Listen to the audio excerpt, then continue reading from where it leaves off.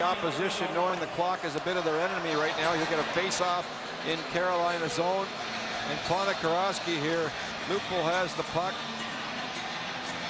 And that's just not a very good play there by Ponikarovsky with his team up by a couple of goals. Well, that's a headshot.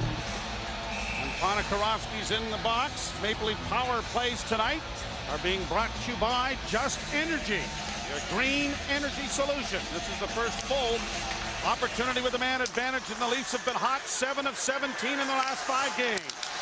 Conley working the point, fakes the shot, dishes it off, gets it back again. Now to the far side. Whoa, a bit of a stutter step. Back it comes to Conley once more. Faking the shot, Kessel won't shoot it. 4-on-3 here. Conley with it, now trying to sift around, drops it back for Dion Phaneuf. He winds and shoots. Oh, and a hard save. The rebound. Scores! Phil Kessel, his league-leading 15th goal of the season, and the Leafs are on the board just like that. Well, really good job here by the Maple Leafs throwing the puck around, and you got Conley at the top here of the box, and then he just goes right back and changes places with Phaneuf, who gets the puck through. But give Lupul credit.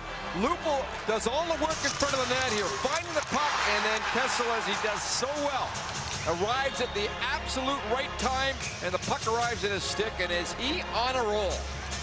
How many times over the last few years did you see Tim Connolly, when you played the Buffalo Sabres, absolutely own the Maple Leafs on the power play with the way he controls the puck?